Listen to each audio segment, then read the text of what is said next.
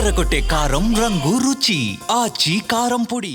హరీష్ రావు గారితో కానీ నా భర్త కానీ నేను కానీ ఏమన్నా ఫేవర్ తీసుకుని ఉంటే చెప్పండి, దమ్ముంటే చెప్పండి. ఊరుకుంటుంటే తమాషాలు చేస్తున్నారు. మీరు వెకిలి ప్రయత్నాలు మానుకోండి. నేను మీ మీద చేసినటువంటి ఆరోపణలకు మీకు దమ్ముంటే, సిగ్గుంటే, ప్రజాస్వామ్యంలో ప్రజల మధ్యలో ఉండాలనుకుంటే జవాబు చెప్పండి. అంతేగాని నా మీద మొరిగేటటువంటి వాళ్ళందరినీ వదిలిపెట్టి ఏది పడుతుంది మాట్లాడితే నేను చూస్తూ ఊరుకుంటాను అనుకోవద్దు. నేనేం తప్పు చేయలేదు. బీఆర్ఎస్ ఉన్నటువంటి అధికారంలో ఉన్నటువంటి 10 సంవత్సరాలలో ప్రభుత్వం నుండి నేను ₹1 కూడా లాభం పొందలేదు. మీరు చేసినటువంటి అక్రమాలన్నీ నా మీద ఆపాదిద్దామని చూసుకుంటే నేను ఊరుకునే వ్యక్తిని కాదు. నీతి నిజాయితీ నా వైపు ఉంది కాబట్టి నేను ఇలా ధైర్యంగా కుండబద్దలు కొట్టినట్టు ఎక్కడికి పోయినా మాట్లాడుతున్నా. నాకు ఎవరితో అండర్స్టాండింగ్ లేదు, ఎవరితో వ్యాపారం లేదు. నా భర్త ఎప్పుడైతే టీఆర్ఎస్ అధికారంలోకి వచ్చిందో నేను నా భర్త ఒకటే విషయం అనుకున్నాం. అమెరికా నుండి 2004లో మేము వస్తే నేను ఉద్యమంలో ఉన్నా, ఆయన వ్యాపారంలో ఉన్నాడు.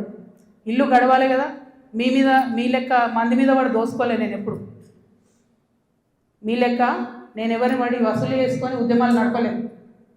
సమయం సందర్భం వచ్చినప్పుడు నా నగలు కుదబెట్టి బతుకమ్మ చేసిన నేను. అందుకే ఇంత పౌరుషం నాకు. ఉద్యమంలో మీరు ఎవరెవరి దగ్గర దోసుకున్నారు, ఏ స్టూడియోల దగ్గర పోయి ధర్నాలు చేసి వాళ్ళతో కాంప్రమైజ్ అయిండు, అన్నీ తెలుసు సంగతులు. చెప్పలేదు, ఎందుకంటే సిగ్గుపోతుంది తెలంగాణ వాళ్ళదని. నవ్వేటోళ్ళ ముందట జారిపడొద్దు అన్నారు కాబట్టి చెప్పలేదు. మీరు ఊరికే తమాషాలు చేసి నాతో పెట్టుకుంటే మాత్రం మామూలు చిట్టాలేదు నా దగ్గర. ఇవాళ నేను ఫస్ట్ టీ న్యూస్కి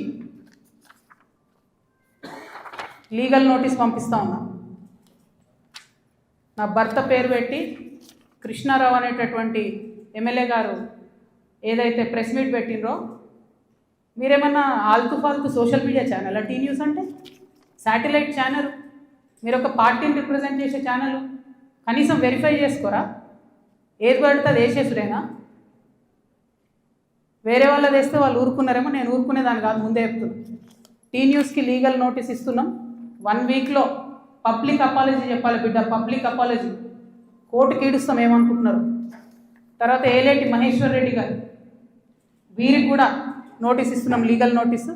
1 వీక్లో మీరు కూడా తప్పుడు సమాచారాన్ని ప్రజలకు ఇచ్చినందుకు, నా భర్త గారికి నా యొక్క పరపతిని దెబ్బతీసే ప్రయత్నం చేసినందుకు నాకు పబ్లిక్ అపాలజీ చెప్పాలని మహేశ్వర్ రెడ్డి గారిని డిమాండ్ చేస్తూ ఉన్నాను.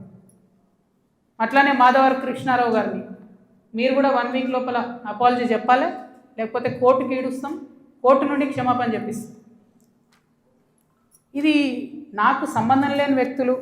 నేను జాగృతి జనంబాట కార్యక్రమంలో పోతూ ఉంటే సడన్గా సోషల్ మీడియాలో ప్రచారం ప్రారంభమవుతుంది. వెంటనే ఏలేటి మహేశ్వర్ రెడ్డి గారు బీజేపీ ఫ్లోర్ లీడర్, ఆయనకి ఏం పనో నాకు అర్థం కాదు, ఆయనకు నాతోనేముందో అర్థం కాదు, నన్నంటే పొలిటికల్గా ఆయనకి ఏం లాభం వస్తుందో నాకు అర్థం కాదు.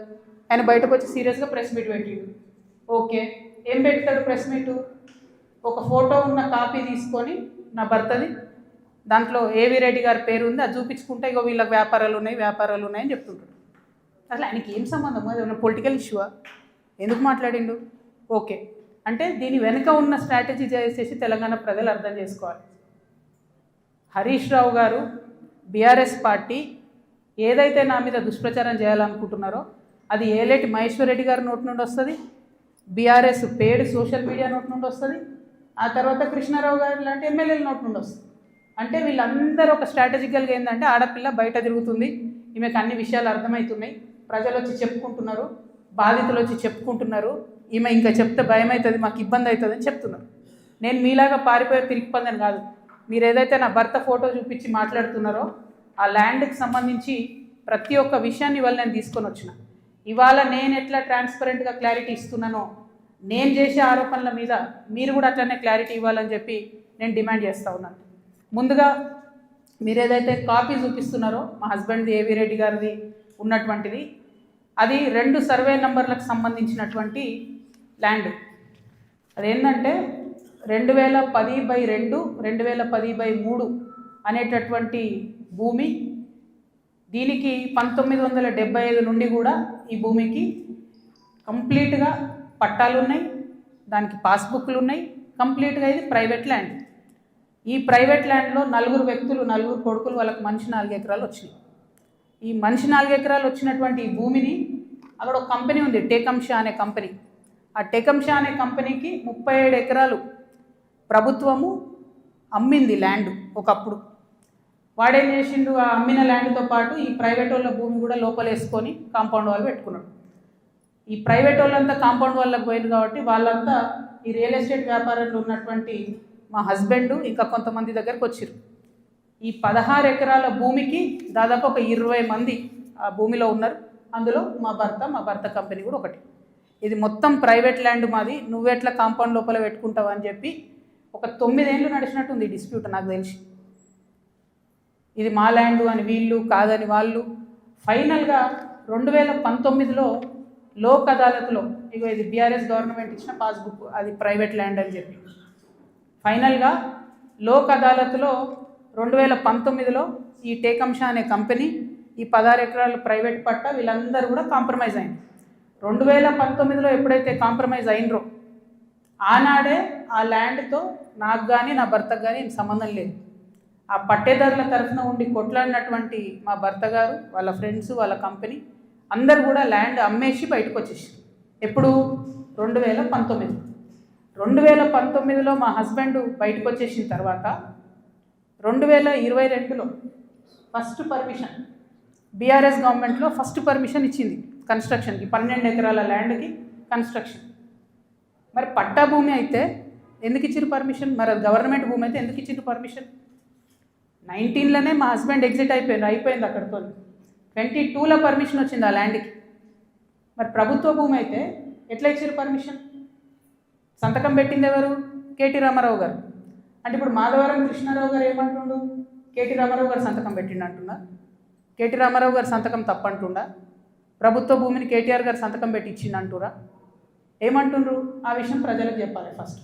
ఇప్పుడు నేను ఆరోపణ చేస్తాను ఏంది, ఎలక్షన్కి పోయే ముందు అక్టోబర్ 7, 2023 అందరం ఎలక్షన్ దాంట్లో ఉన్నాం. ఎలక్షన్ జోన్లో ఏదైతే ల్యాండ్తో 2019లో మా భర్తకు సంబంధం లేకుండా పోయిందో 2023 అక్టోబర్లో బీఆర్ఎస్ ప్రభుత్వం కేటీఆర్ గారి మినిస్ట్రీ నుంచి 5 ఎకరాలకు చేంజ్ ఆఫ్ ల్యాండ్ యూజ్ ఇచ్చింది.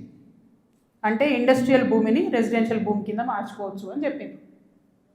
మరి ఇది ఎట్లా వచ్చింది? ఏంది ఇది? ఎందుకు ఇచ్చారు ఎలక్షన్ కన్నా 2 రోజుల ముందు? ఏం లావాదేవీలు జరిగినాయి? దీంట్లో కృష్ణారావు గారి పాత్ర ఏంది? ఈ వ్యాపారం చేసే వ్యక్తి మీ సుట్టమట కదా, ఆయన పేరు నేను ఎందుకు చెప్తా బయట, కానీ మీ సుట్టమట కదా. మరి మీరు చేయించుకురా దగ్గరుండి? ఏంది ఇది? దీనికి నాకు సమాధానం చెప్పాలి. కేటీఆర్ గారు చెప్తారా, బీఆర్ఎస్ పార్టీ చెప్తుందా, కృష్ణారావు గారు చెప్తారా? దీనికి సమాధానం చెప్పాలి. ఎట్లా ఇస్తారు చేంజ్ ఆఫ్ ల్యాండ్ యూజ్? ఈ ల్యాండ్తో మాకు సంబంధమే లేదు. 5 ఎకరాలకు బీఆర్ఎస్ గవర్నమెంట్లో చేంజ్ ఆఫ్ ల్యాండ్ యూజ్ వస్తుంది. నిన్నగాక మొన్న 6 ఎకరాలకు కాంగ్రెస్ గవర్నమెంట్ కూడా అదే ల్యాండ్లో చేంజ్ ఆఫ్ ల్యాండ్ యూజ్ ఇచ్చింది. అంటే బీఆర్ఎస్ వాళ్ళు సపోర్ట్ చేసిన వ్యాపారవేత్తల్ని యాజ్ ఇట్ ఈస్గా కాంగ్రెస్ వాళ్ళు కూడా సపోర్ట్ చేస్తున్నారు. ఏంది ఇది? మరి ఎవరికి అండర్స్టాండింగ్ ఉంది? నాకుందా అండర్స్టాండింగ్? మీకుందా? మీ గుంపులు ఉన్న మనుషులది ఇగో ఇదే ఏవిరెడ్డి గారితోని, నవనామి వెంచర్స్ ఇదే ఏవిరెడ్డి గారితోని, పోచంపల్లి శ్రీనివాస్ రెడ్డి అనేట ఆయన పార్ట్నరు. ఈయన ఎవరు దోస్తు, ఎవరు బినామీ? పొద్దుగాలు లేస్తే రామన్నతోనే ఉంటాడు, కేటీఆర్ గారితోనే ఉంటాడు ఈయన. ఎవరైనా మరి మీకున్నాయా సంబంధాలు? నాకున్నాయా? పందెం కోడ్ల కేసు ఉండే శ్రీనివాస్ రెడ్డి అనేట ఆయన మీద, ఏమైనా చేసిండ్రా? ఆయన ఫామ్ హౌస్లో పందెం కోడ్లు ఆడించారని అరెస్ట్ అన్నారు, పోలీసులు అన్నారు, ఏదో అన్నారు, చేసిండ్రా? ఎందుకు చేయలేదు మరి? అంటే ఎవరిని కాపాడుతున్నారు? ఎవరికి బంధుత్వాలు ఉన్నాయి? ఏదో ఆడపిల్లను ఊరుకుంటా మీరు తమాషా చేస్తా అనుకుంటారేమో, తోలు తీస్తే ఒక్కొక్కరిది పట్టుకొని చెప్తున్నాను. ఇప్పుడు కృష్ణారావు సంగతి చెప్తున్నా, పాపం చిన్నోడు యాక్షన్. నేను ఎన్నుకుండి ఎవరు ఆడిస్తున్నారు, ఆ గుంటనక్క సంగతి కూడా చెప్తా తర్వాత. కానీ కృష్ణారావు గారు నా మీద మాట్లాడంగానే ఇగో ఇంతమంది, ఇది కూడా పట్టుకోను కాగితం పైకి, అది పట్టుకోండి ఒకసారి, అది చూపి. ఇంతమంది బాధితులు వాళ్ళంతా ఫోన్లు చేసి ఎకరాలు ఇన్ని ఉన్నాయి అక్క, దయచేసి మాట్లాడండి అక్క. నిన్నటి నుంచి ఫోన్. ఓ దగ్గర 16 ఎకరాలు, ఓ దగ్గర 400 ఎకరాలు, CS 14 ల్యాండ్స్, మామూలుగా లేదు. ఒక దగ్గర ఎంత ఘోరం అంటే ఆఖరికి హైడ్రా కూడా పోయి పూలగొట్టింది. ఇక ఇంకొకటి క్లియర్గా చెప్తా పట్టు, ప్రణీత్ కన్స్ట్రక్షన్ ఒకటి ఉంది. ఎంత ఘోరం అంటే ఇది, ఇంట్లో కృష్ణారావు గారి అబ్బాయి, నాకు అబ్బాయి పేరు చెప్పడం ఇష్టం లేదు ఎందుకంటే ఆయన పాలిటిక్స్లో లేడు కాబట్టి, కృష్ణారావు గారి కొడుకు ఆయన డైరెక్టర్గా ఉన్నప్పుడు ఈ 70 ఎకరాల వెంచర్, పెద్ద వెంచర్ 70 ఎకరాలు మీకు కనబడుతుంటుంది. మొత్తం విల్లాలు కట్టిరు, ఇది పట్టుకోండి, మొత్తం విల్లాలు కట్టిరు, అన్ని A to Z విల్లాలు కట్టిరు. ఇలా ఎన్ని అలిగేషన్స్ ఉన్నాయంటే, ఇక్కడ నేను ఎల్లో మార్క్ చేసిన రోడ్ మొత్తం గవర్నమెంట్ రోడ్, అది కబ్జా, అది లోపలనే ఉంటుంది, దాని చుట్టూ కాంపౌండ్ వాళ్ళు. ఇక్కడ అసైన్ ల్యాండ్స్ ఉన్నాయి, అది కబ్జా. ఈ మధ్యలో చెరువు ఉంది, ఈ చెరువు 10 ఎకరాలు ఉంది అని చెప్పి, 10 ఎకరాల చెరువు ఇది అని చెప్పి ప్రభుత్వం సర్టిఫికేట్ ఇచ్చింది. 2021లో ఇది అఫీషియల్గా రెరాకి ఇచ్చిన డాక్యుమెంట్. నేను మీలాగా ఆగమాగం ఎడ్డెడ్డి మాట్లాడా, దొంగ డాక్యుమెంట్లు చూసి అసలే మాట్లాడా.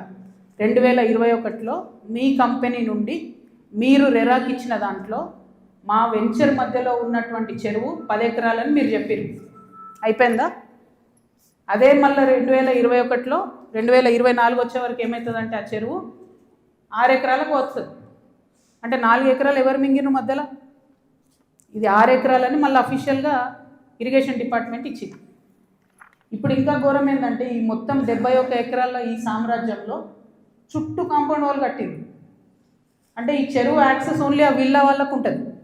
యాక్చువల్లీ అది ఊరిది చెరువు, అంటే మీ అయ్యా జాగిరా, చెరువు లోపలేసుకొని చుట్టూ కాంపౌండ్ వాల్ పట్టుకుంటే ఆ ఊరోళ్ళు వాడుకోవద్దా చెరువును? హైడ్రాకి దమ్ముంటే రేవంత్ రెడ్డి గారికి కానీ గవర్నమెంట్లో ఉన్న వ్యక్తులకి ఈ వెంచర్తో సంబంధం లేకపోతే యాక్సెస్ ఓపెన్ చేయండి, దానికి ఓపెన్ చేయండి. చెరువు మధ్యలో ఉంటుంది, చుట్టూ విల్లా, ఎక్కడికక్కడ KGF సామ్రాజ్యాలు. ఇంకొక మాట చెప్పిండు కృష్ణారావు గారు, ఏందో 307 గాజుల రామారంలో నేను ఏందో కబ్జా పెట్టినా అని చెప్పిండు. అది కబ్జా పెట్టింది నువ్వు వివేకానందే కదా, వివేకానంద గారు కదా, KP వివేకానంద. ఎవరిని పోయినా చెప్తారు ఆడ అడిగితే. నేను కూడా పోయి వచ్చిన మొన్న హైదరాబాద్ పోయి కూలిస్తే. CS14లో ఎట్లయితే నువ్వు చిన్న చిన్న పేద బిడ్డలని 80 గజాలు 100 గజాలకు ల్యాండ్ అమ్ముతున్నావో, దొంగ రిజిస్ట్రేషన్స్ ఆ కాగితాలు సృష్టించి, అట్లనే గాజుల రామారంలో కూడా అదే చేస్తున్నారు. 80 గజాలు 100 గజాలు పాపం వాళ్ళు కష్టపడి సంపాదించుకున్న డబ్బుతోని మీరు అమ్ముతున్నారు, దగ్గర ఉండవి మీరు అట్లా సెటిల్మెంట్స్ చేస్తున్నారు. ఇప్పుడు ఏమవుతుంది, సడన్గా హైడ్రాన్ మేము మాసంటోళ్ళం తిట్టగానే పోయి ఆడ పేదవాళ్ళ గుడిసెలు కూడా కొడతారు. మీకేం నష్టం అవుతుంది? ఆ పేదవాళ్ళ మీద కూడా మీరు ఏరుకుంటున్నారు పైసలు. అన్యాయం ఇది. 307 సర్వే నెంబర్తో నాకు సంబంధం లేదు. నా భర్త ఫోటో ఏదైతే చూపించారో దాని గురించి నేను ఇప్పటివరకు ఎక్స్ప్లెనేషన్ ఇచ్చిన. ఆ ఎక్స్ప్లెనేషన్తో పాటు కృష్ణారావు గారితో పాటు టీ న్యూస్ ఛానల్తో పాటు ఎలిమినేటి ఈయన పేరేంది మహేశ్వర్ రెడ్డి, అల్లేటి మహేశ్వర్ రెడ్డి గారికి కూడా లీగల్ నోటీసులు ఇస్తున్నాం. ఇంకా గమ్మత్ ఏంటంటే, ఇప్పుడు ఈ చెరువు దీని మధ్యలో ఉన్న చెరువు అని చెప్పిన కదా, ఆ చెరువు పేరు ఏంటి అంటే MD ఉస్మాన్ కుంట. ఇక బీఆర్ఎస్ ప్రభుత్వంలో KTR గారి హయాంలో అద్భుతంగా ఏం జరిగిందంటే, బోల్డని చెరువులను ప్రైవేట్ బిల్డర్స్కి డెవలప్మెంట్కి అండ్ బ్యూటిఫికేషన్ కానీ ఇచ్చారు. ఇలా కొన్ని జెన్యూన్ ఉన్నాయి, మంచినే వాళ్ళు పాపం బ్యూటిఫికేషన్ చేసారు CSR కింద. చాలా మటుకు ఎట్లున్నాయంటే, ఇప్పుడు ఈ ఎవరైతే ప్రణీత్ బిల్డర్స్ ఉన్నారో, ఆ ఫోటో పట్టు, ఆ మొత్తం 71 ఎకరాలు కట్టినటువంటి ప్రణీత్ బిల్డర్కే ఈ ఉస్మాన్ కుంట చెరువు డెవలప్మెంట్కి ఇచ్చారు. ఇస్తే ఆయన ఏం చేసిండు, దాన్ని డెవలప్ చేసి ఊరోళ్ళకి ఇవ్వకుండా డెవలప్ చేసి అందులో 4 ఎకరాలు మింగి, ఆ 4 ఎకరాలలో 8 విల్లాలు కట్టి చుట్టూ కాంపౌండ్ వాల్ పెట్టి జనంకి అవకాశం లేకుండా చేసారు. అంటే నీకు డెవలప్మెంట్ కనిస్తే నువ్వు మింగేసినావు. అందులో నీ కొడుకే డైరెక్టర్ ఉన్నాడు కృష్ణారావు గారు. మరి సమాధానం ఇప్పుడు చెప్పు, ఏం చెప్తావు నాకు అర్థం కాదు. ఏదో నిన్నటి నుంచి తమాషా చేస్తున్నట్టు జాగృతలు దాడి చేస్తారు, గీడి చేస్తారని. మాకు అట్లాంటి ఆలోచన ఏం లేదు. మేము మీ మీద దాడి చేసేంత పెద్ద వ్యక్తి మీరు కాదు.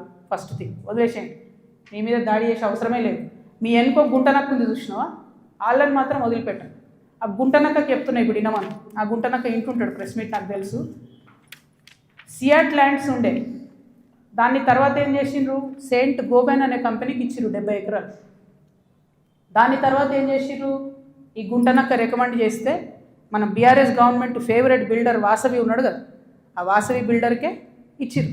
అయితే ఒక అధికారి దానిలో చాలా కీలక పాత్ర. ఆ అధికారి ఇప్పుడు ఈ గవర్నమెంట్లో కూడా కీలకంగా ఉన్నాడు. కానీ ఖచ్చితంగా ఆ సెయింట్ గోబెన్ ల్యాండ్కి సంబంధించి ఆ అధికారి పేరు, నేను చెప్పే గుంటనక్క గారి పేరు 2 కలిపి నేనే ఇస్తాను. విజిలెన్స్కి ఇస్తా, ఈడీకి ఇస్తా, CBIకి ఇస్తా. ఇక చూసుకోరు, ఏం చేసుకుంటారో వేసుకో. నేను మీలాగా ఫాల్తూ అలిగేషన్స్ చేయను.